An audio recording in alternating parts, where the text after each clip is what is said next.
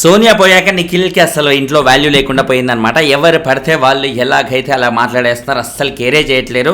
అందులోనూ ముఖ్యంగా విష్ణుకి యాక్చువల్లీ తనకి సీజన్ స్టార్టింగ్కి ముందు వీళ్ళ బిగ్ బాస్ ముందు ఏదైతే షో చేశారో ఆ షోలో నిఖిల్ మీద విష్ణుకి ఫీలింగ్స్ ఉన్నాయి.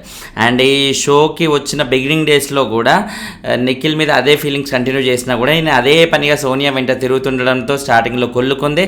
తర్వాత మీరు చావండి అన్నట్టుగా వదిలేసింది. ఇప్పుడు సోనియా పోయాక పూర్తిగా ఆయన గాలైపోయింది కాబట్టి ఇంకేముంది మొత్తం ఈయనకు నేనే దిక్కు అన్నట్టుగా ఎలాగో నా వెంట పడతాడు, లేకపోతే నా కాళ్ళ వ్యాపారం నా కాళ్ళ దగ్గరకు వచ్చేస్తాడు అనే ఫీలింగో ఇంకోట కానీ అస్సలు కేరే చేయట్లేదు అనమాట.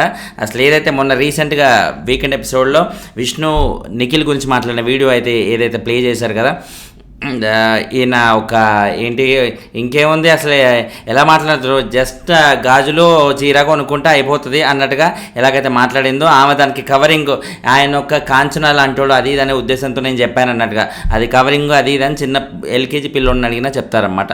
సో ఆమె ఆ ఉద్దేశంతో అనడం, నాగార్జున గారు దాన్ని క్లాస్ పీకడం, ఈమె అపాలజైజ్ చెప్పడం కూడా జరిగిందనమాట. సో అలా అక్కడ ఆ రేంజ్లో అపాలజైజ్ చెప్పి తను సారీ ఫీల్ అయ్యి అన్నీ అయిపోయాక కూడా ఇప్పుడు మళ్ళీ నిఖిల్ దాని గురించి నామినేట్ చేస్తున్నప్పుడు అసలు నిఖిల్ నామినేట్ చేస్తాడు, ఆయనకు ఖచ్చితంగా ఒక పాయింట్ దొరికింది కాబట్టి. అండ్ మోర్ ఓవర్ పాయింట్ దొరికింది. అండ్ మోర్ ఓవర్ సోనియాకి ఈమె యాంటీ కాబట్టి డండనకరడన్ అనేటట్టుగా వీళ్ళ మధ్య సిచ్యుయేషన్ ఉంది కాబట్టి ఆబ్వియస్లీ ఇప్పుడు విష్ణుని నిఖిల్ నామినేట్ చేస్తే సోనియాకి కూడా నచ్చొద్దు కాబట్టి ఈయన నామినేట్ చేసినట్టుగా మనం అర్థం చేసుకోవచ్చు. And Vishnu actually nomination accept చేసి ఉండాల్సిందే, వినయంగా విధేయతగా యాక్సెప్ట్ చేసి ఓకే ఫైన్ నా తప్పే అన్నట్టుగా ఉంటే బాగుండేది.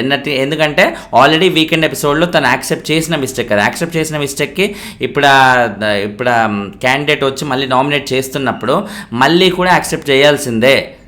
ఇప్పుడు యాక్సెప్ట్ చేయకుండా ఇలా వెటకారం చేస్తే ఏంటో చేసే వెటకారం, ఈయనకే పెద్ద నోటి దూల ఉంటుంది, ఈయన నాకు చెప్తున్నాడు ఏంటి అని నా ఫీలింగ్ ఇప్పుడు అన్నట్టుగా చెప్తుందన్నమాట. ఎంత వెటకారం చూడండి ఇందులో. ఇలాంటి వెటకారాలు చేస్తే ఏమవుతుంది, నిఖిల్ మీద ఇప్పటి వరకు కూడా ఆయనకి ఏమనుకున్నాం, సోనియా దగ్గర ఒక పెద్ద పార్లర్ లాంటాడు అనే ఫీలింగే ఉండే, ఆయన మీద ఎటువంటి హోప్ కానీ ఇంట్రెస్ట్ కానీ ఎవరికి ఆడియన్స్కి లేదు. యాక్చువల్లీ సీజన్ స్టార్టింగ్లో ఉండేనేమో, ఇప్పుడు కంప్లీట్గా వాష్ అవుట్ అయిపోయింది. కానీ ఇప్పుడు విష్ణు ఇలా మాట్లాడటం వల్ల ఏమవుతుంది, విష్ణు మీద అమ్మ పిల్ల చూడ ఎంత వెటకారం అన్నట్టుగా విష్ణుని అంటారు. ఎవరి మీద చేసింది వెటకారం, నిఖిల్ మీద. కాబట్టి నిఖిల్ మీద ఒక కైండ్ ఆఫ్ కన్సర్న్ అనేది వచ్చేస్తుంది. పబ్లిక్ కన్సర్న్ వచ్చినప్పుడు ఇంకా నిఖిల్కి మళ్ళీ స్టార్ట్ అయ్యే అవకాశాలు అయితే ఉంటాయి, పాజిటివ్ వైబ్స్. ఆ పాజిటివ్ వైబ్ అనేది నాకు తెలిసి సోనియా వెళ్ళిపోయాక ఇప్పుడు విష్ణు చేసిన ఈ వెటకారం ద్వారా స్టార్ట్ అయ్యే అవకాశాలు ఉన్నట్టుగా తెలుస్తుంది. అండ్ తర్వాత ఏదో రెడ్ ఎగ్ విషయంలో నువ్వు చీఫ్ అవుతావా అన్నట్టుగా వాళ్ళ క్లాన్లో డిస్కషన్ జరుగుతున్నప్పుడు నేనైతే ఏమవ్వను అన్నట్టుగా విష్ణు అనేసింది కదా, సో దాని గురించి నువ్వు అవ్వను అన్నట్టుగా అనేసావు అని నిఖిల్ చెప్తుంటే, నాకు ఖచ్చితంగా అవ్వాలనుకున్నప్పుడు, నేను ఇది బెస్ట్ అనుకున్నప్పుడు, నేను చేయగలుగుతాను అనుకున్నప్పుడు నేను అప్పుడు అవుతాను, నా కాన్ఫిడెన్స్ లేనప్పుడు నేను ఏమవ్వను అన్నట్టుగా అయితే తను చెప్పేసింది. అది తన లాజిక్ ప్రకారంగా అది కరెక్టే. ఎందుకంటే తను చేయగలుగుతారో లేదో అని తనకే కాన్ఫిడెన్స్ లేనప్పుడు చీఫ్గా అయ్యి ఆ అన్నెసరీ బిల్డప్లు కానీ, లేకపోతే చీఫ్ అయ్యండి మరీ ఇంత చిల్లర్గా చేస్తుంది ఏంటని ఆ కైండ్ ఆఫ్ కమెంట్స్ రావడం కానీ అవన్నీ ఫేస్ చేసే కంటే తను మెంటల్గా దానికి సిద్ధమై ఓకే ఇప్పుడు నేను చేయగలుగుతాను అనుకున్నప్పుడు అప్పుడు దిగితే అది కరెక్ట్. విష్ణు విషయంలో అది కరెక్ట్ అనే డెసిషన్ తీసుకుంది. కాకపోతే అవతల వాళ్ళకి ఎలా అనిపిస్తుంది, విష్ణు ఇలా బ్యాక్అవుట్ చేస్తుంటే చీఫ్ అవ్వడానికి ఆమె భయపడుతుందిరా కావాలని, ఈమెకంత సీన్ లేదు కాబట్టి అనే ఫీలింగ్తోనే ఎవరైనా అనుకుంటారన్నమాట, నార్మల్గా అనుకునే పాయింట్. కాబట్టి నిఖిల్ ఆ పాయింట్ ఆఫ్ వ్యూ నుంచి తను నామినేట్ చేస్తున్నాడు. అండ్ తర్వాత మణికంఠన్ కూడా నిఖిల్ నామినేట్ చేస్తూ ఏదైతే తనని డిస్క్వాలిఫై చేశారో ఆ పాయింట్ని, ఈ పాయింట్ నాకు తెలిసి ఇంకా మణికంఠన్ ఇప్పట్లో వదలడు, అదే పనిగా చంద్రముఖి లాగా వెంటబడుతున్నట్టుగా అయితే తెలిసిపోతుంది అన్నమాట. ఆయనంతటా ఆయనని అందరూ కలిసి పీకేశారు అనేది పాయింట్ కంటే కూడా ఆయనతో ఆయన వెళ్ళిపోయాడు అనే నిందే ఆయన మీద ఎక్కువ పడింది. యాక్చువల్లీ వీకెండ్లో నాగార్జున గారు ఆ వీడియో కూడా ప్లే చేశారు, ఆయనతో ఆయన వెళ్ళిపోయినట్టుగా కూడా మనం చూపించారు. బట్ అక్కడ జరిగింది ఏంటి, యాక్చువల్లీ ఇది నెంబర్ ఆఫ్ టైమ్స్ ఆల్రెడీ చెప్పాను, నేను మళ్ళీ చెప్పాల్సి వస్తుంది, ఎక్స్ప్లెనేషన్ పరంగా చెప్పాలి కాబట్టి. ఆయన అంతమంది అదే పనిగా యష్మి, లేకపోతే ఆ ముగ్గురు సోనియా, పృథ్వీ అండ్ నిఖిల్ వాళ్ళందరికీ అందరూ మనీనే డిస్క్వాలిఫై చేయాలి, మిగతా నలుగురు కంటే ఆయనే తక్కువ అర్హుడు అని అనుకున్నప్పుడు ఆయన్నే అందరి మైండ్స్లో ఉన్నప్పుడు ఆయన ఒక మెంటల్ స్టేట్లోకి వెళ్ళిపోయాడు, ఒక వల్నరబుల్ సిచ్యువేషన్లోకి. ఇంకా వీళ్ళందరూ నాకే వేస్తారు ఇంకేముందిలే అన్నట్టుగా ఒక హెల్ప్లెస్ సిచ్యువేషన్లోకి వెళ్ళిపోయి వాళ్ళందరూ వచ్చి మీద పడే కంటే నా అంతటి నేనే దూకేస్తే బెటర్ కదనే ఉద్దేశంతో ఆ రకంగా చెప్పాడు తప్ప తన నిజంగా తన మీద తనకి నమ్మకం లేక కాదు. సో ఆ విషయంలో మనకంటే ఇది ప్రాపర్గా ఎక్స్ప్లెయిన్ చేసే కమ్యూనికేషన్ స్కిల్స్ ఆయనకి లేక ఇలా అందరి చేత మాటలు పడుతున్నాడు అనమాట. అండ్ నిఖిల్ ఇప్పుడు అదే పాయింట్ మీద నువ్వు ఫస్ట్ నీ అంత నువ్వే ఒప్పుకొని మళ్ళీ ఇప్పుడు మాట మార్చావు అన్నట్టుగా అయితే అనేస్తున్నారు. మోరోవర్ ఇంకోటి ఏంటి, మణికంఠ వెళ్ళిపోతాను అనుకున్నప్పుడు అంటే డ్రాప్ డౌన్ అవుతాను అని అనుకున్నప్పుడు డిస్క్వాలిఫై అవుతాను అన్నప్పుడు నిఖిల్ ఒక నవ్వి ఒక హెడ్ నోట్ చేశాడంట ఇలా అన్నట్టుగా తల ఊపాడంట. నేను దానికి నిఖిల్ ఏమంటాడు, నేను తల ఊపలేదురా బాపు, జస్ట్ ఒక నవ్వు నవ్వి తల దించాను అంతే అన్నట్టుగా అయితే చెప్తాడు అనమాట.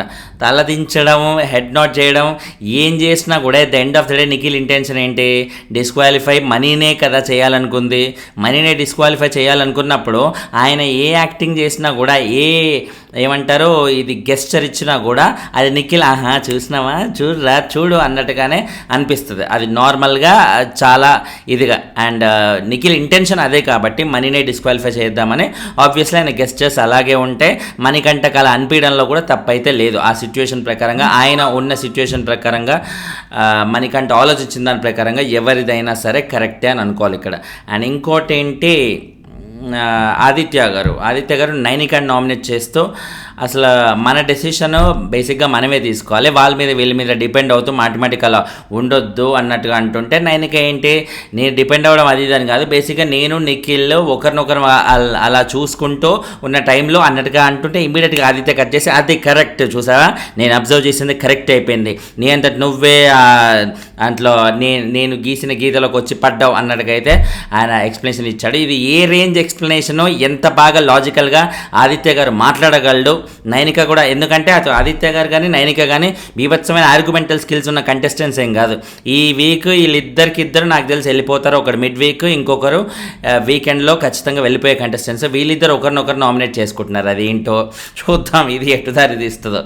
అండ్ తర్వాత ప్రేరణ ఆదిత్య గారిని నామినేట్ చేస్తూ మీరు పాజిటివ్ చెప్పమంటే ఓకే కానీ నెగిటివ్ చెప్పమంటే చెప్పట్లేరు మనుషుల గురించి. అంటే నెగిటివ్ చెప్పాల్సిన అవసరం ఏముంది, వీళ్ళు ఏమైనా మన శత్రువులా అన్నట్టుకైతే శత్రువులా మన విలన్సా అన్నట్టుగా అంటున్నారు. ఇది బయట ఇలాంటి మనుషులకి ఎంత మంచోళ్ళరా ఆదిత్య గారి గ్రేట్ రా అన్నట్టుగా అయితే అంటారు. బట్ బిగ్ బాస్లో కూడా జనాలు మెచ్చుకుంటారేమో కానీ ఓట్లేరు. అది ఇప్పుడు ఏదైనా సరే అంతే. ఇప్పుడు అన్నెసరీ ఎగ్జాంపుల్ మరి కాంట్రవర్సీ అయిపోతుంది కానీ ఇప్పుడు ఆ కైండ్ ఆఫ్ ఇంత మంచితనం ఉంటే బయట ఉండాలి. మంచితనం ఉంటే కలిసి కూర్చొని భోజనం చేయాలనిపిస్తుంది, మందు కొట్టాలనిపించదు. బిగ్ బాస్లో కావాల్సింది మందు కొట్టే కంటెస్టెంట్స్, ఈ జస్ట్ భోజనాలు చేసేవాళ్ళు కాదు. అది సో రెండింటికి చాలా ఫరక్ అయితే ఉంది. మీకు అర్థం కాలేని సంగతి నాకు కూడా అర్థమైంది, కొంచెం ఊరనాటి వాళ్ళకైతే అర్థమయ్యే అవకాశం అయితే ఉంది. ఎందుకంటే మనం ఎంతో జాంజిగిరి వాళ్ళు వచ్చినప్పుడు ఏం చేస్తాం, పారా సరదాగా సిట్టింగ్ వేద్దాం అన్నట్టుకైతే అనిపిస్తాం. కొంచెం పెద్దవాళ్ళు నీట్గా డీసెంట్ వాళ్ళు వచ్చినప్పుడు అరే పారా సిట్టింగ్ వేద్దామని అంటామా, వామ్మ ఎక్కడ కొట్టేస్తాడో అనే ఫీలింగ్తో బాబు సరదాగా అలా వెళ్ళి తినేసి వద్దాం పదా భోజనం చేద్దాం జోస్తుంది, అరే కాళ్ళు కడుకోరా మామయ్యకి ఒక విస్తరాకుతే ఆ గ్లాస్తే భోజనం పెట్టేద్దాం అనే ఫీలింగ్ అయితే వస్తుంది. సో ఆదిత్య గారిని చూస్తే భోజనం పెట్టాలనిపిస్తుంది తప్ప అలా వెళ్ళొద్దాం అనే ఫీలింగ్ అయితే రాదు. సో అలా వెళ్ళొద్దాం అనే వాళ్ళే బిగ్ బాస్లో కావాలి. ఈయనకి అది అర్థం కాదు అని అదే అంటున్నాడు, నా యాటిట్యూడ్ ఇది, నేను ఉండే విధానం ఇది, ఈ వీక్ నన్ను బయటికి పంపిస్తారా, ఓకే పంపించేయండి, దానికోసం నేను మారను, నేనెంతే అన్నట్టుకైతే అని ఉంటాడనమాట. అంతే అని అనుకున్నప్పుడు బిగ్ బాస్ వాళ్ళు ఓకే వెళ్ళిపో అనకుండా ఎందుకుంటారు చెప్పండి, డౌట్ లేకుండా. ఈ వీక్ ఏం జరిగినా సరే ఆదిత్య గారు వెళ్ళిపోవాల్సిందే ఖచ్చితంగా. అది మిడ్ వీకా వీకెండా, మోస్ట్లీ నేను మిడ్ వీక్ అనే అనుకుంటున్నాను, మిస్ అవుతే వీకెండ్లో ఖచ్చితంగా డౌటే లేకుండా వెళ్ళిపోతారు. ఆయనతో పాటు ఎలాగో మిగిలిన వాళ్ళు నైనిక కూడా వెళ్ళిపోతుంది నామినేషన్స్లో ఉన్న వాళ్ళు. సో అది ఈ వారం జరగబోతుంది. అండ్ నామినేషన్స్ సోనియా లేకున్నా కూడా కంపారిటివ్లీ ఉన్న ఇష్యూస్తో కొంచెం బెటర్గానే ఉండేలా అనిపిస్తున్నాయి అనమాట. So let's wait and see. And లైకులు కొడతా అంటే వీడియోలు ఎక్కువ మంది కనిపిస్తాయి, లైకులు బాబాయ్ దయచేసి. నిన్న నేను మెయిన్ రివ్యూకి లైకులు కొట్టమని అదే పనిగా చెప్పినందుకు నా బాధ విని చాలామంది లైకులు కొట్టారు, రియల్లీ చాలా చాలా థ్యాంక్స్. అలా కొట్టినందుకే ఆ వీడియోకి కొంచెం రీచ్ అయితే వచ్చింది. అలా మీరు ఎంత లైకులు కొడితే నాకు అంత బెటర్మెంట్గా ఉంటుంది. దయచేసి ప్లీజ్ లైక్ అయితే మిస్టేక్ చేయకండి, my sincere request. And thanks lot for watching. Bye.